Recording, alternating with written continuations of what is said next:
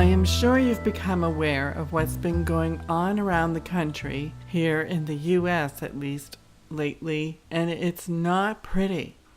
We have a rising and gathering of neo-Nazis intent on making themselves known and aware like we've not ever seen before.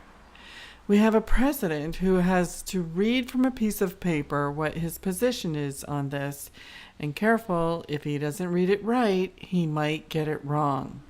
We have communities that are feeling scared for their lives, Jews who are wondering where their safety might be again, and what we are looking at is posing as an unraveling of our American values, system, and democracy. It's all a big mess. But in all honesty, I'd rather see these things rise to the surface so that they can be dealt with and seen, rather than for them to stay hidden, blocked, and in a state of denial. We are truly a great American experiment, and this experiment is getting messy right now. How are we going to look at the right to free speech and to bear arms when hate groups are showing up with automatic assault weapons on the street of a peaceful, harmoniously cohabiting, multiracial community in Virginia? Is it time for us to reconsider what we might value as our First Amendment rights and begin to look at safeguards that are in place that say, quote, unless they pose a threat to the safety and security of all, unquote? Where are we on this? It's really with a heavy heart that I say these things because it was not my intent to be discussing politics in my podcast today. I wanted to be talking to you about change. I wanted to be talking to you about the cleaning out old activities that no longer serve you so that you can shine in the light of who you really are and what you came here to do. But that's going to have to wait a few days.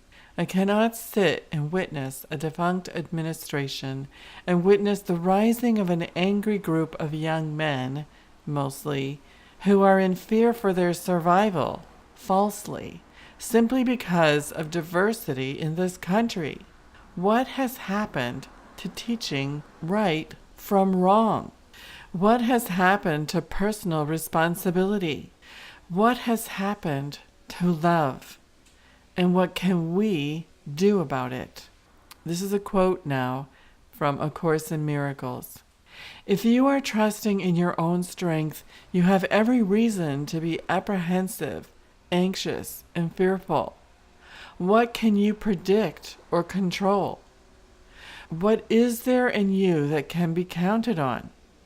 What would give you the ability to be aware of all the facets of any problem and to resolve them in such a way that only good can come of it? End quote. This is my lesson in A Course in Miracles today. It is what I woke up to when asking, what can I do? I have my work in which I transform lives into those of strength, resilience, and to be a source of inspiration to others. But I also know that of these things, none of them I do alone.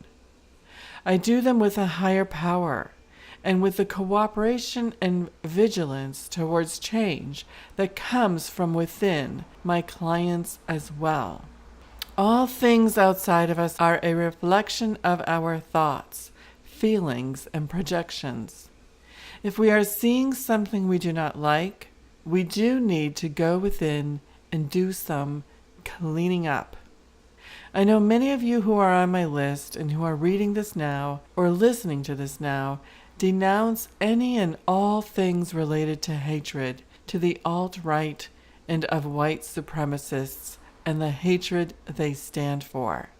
So what do we do now? Another quote from A Course in Miracles from the same lesson of today. Of course you can do none of these things. To believe that you can is to put your trust where trust is unwarranted and to justify fear, anxiety, depression, anger, and sorrow. Who can put his faith in weakness and feel safe? Yet who can put his faith in strength and feel weak? God is your safety in every circumstance. His voice speaks for him in all situations and in every aspect of all situations, telling you exactly what to do to call upon his strength and his protection. There are no exceptions, and the voice which speaks for him thinks as he does. Today we will try to reach past our own weakness to the source of real strength. End quote. I just want to add a note in here that when the Course is referring to his voice, it also teaches in other parts of the Course that the voice that you hear within is a very familiar voice, and that voice speaks for the voice of God, that brings it all home much more easily for you. So continuing on with my article. Today we will try to reach past your own weakness to the source of real strength. End quote. And this is where miracles come from. So what I am doing in these times is calling on a higher strength to direct me, and I am encouraging you to do the same. That there is a divine order in all things, and we have a role to play in it. Some of the things that are going on in our lives right now are calling for us to close them out, meaning things that no longer serve you, those that you have outgrown, those that are holding you back, now need to go. In the coming months, we are being called to align more strongly with this higher power and take our right roles in the salvation of the world, as the Course refers to it, and your soul has asked that you participate in that salvation in your own unique way. This is my calling to you today. Stay vigilant for strength, for the power of love, and for cleaning and clearing out all that which no longer serves. I'll be in touch in the coming days with an opportunity for supporting you in this if you should so need it. In the meantime, have a blessed day.